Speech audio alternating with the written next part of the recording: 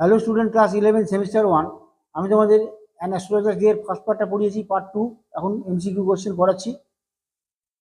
Number 1 question, who gave his ware a fancy name each day.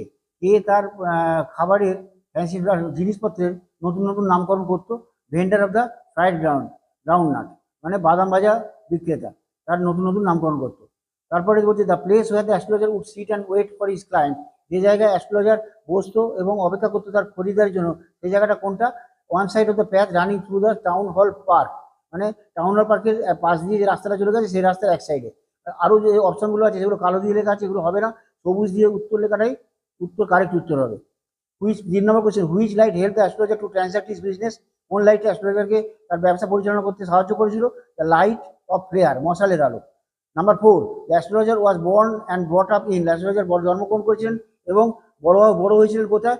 ইনে teacher ইনে farmers family, এক কৃষকের পরিবারে।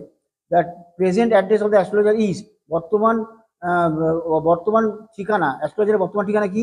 Couple of 100 Miles away from the village home থেকে প্রায় 200 mile দূরে।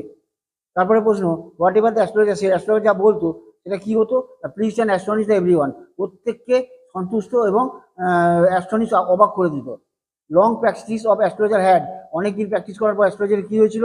অ্যাস্ট্রোলজার পারসেপশন হিউম্যান ট্রাভেলস, তাহলে কি বলছে? Serpent astrologer perception of human travels, মানে মানুষের সমস্যার উপলব্ধি তিনি করতে পেরেছিলেন। তারপর বলছে the astrologer confirm the stranger that what you'd get, astrologer স্ট্রেঞ্জারকে কি কনফার্ম করেছিল? What to good enough for his money, তার টাকার জন্য সে যথেষ্ট যোগ্য। তারপর বলছে after a good deal of haggling other agreed, the word haggling means the after a good deal of haggling, মানে অনেকবার বার্গেনিং করার পর, দর কষাকষি পরে, এই হ্যাগলিং মানে কি হচ্ছে? কন্টিনিউয়াস বার্গেনিং, মানে অনবরত দর কষাকষি করা।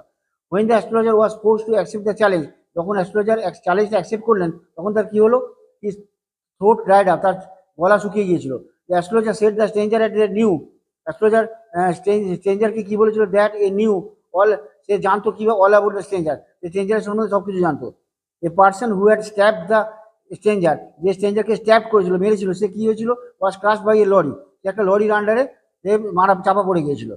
তারপর 13 নম্বর question, the astrologer wife wanted to by, astrologer স্ত্রী কি কিনতে গিয়েছিল? Some jaggery and coconut. Number 14, the swine has cheated me, who said this, এই শুকরের বাচ্চা বলে কে কথাটা বলেছিল? এটা হচ্ছে অ্যান অ্যাস্ট্রোলজার, দ্য অ্যাস্ট্রোলজার বলেছিল। After the hard deal Guru Nanak promise to pay, Guru Nanak hard ডিলের পর গুরু নানক কত টাকা দিতে চেয়েছিল? 1 রুপি, 1 টাকা। Thank you very much for watching.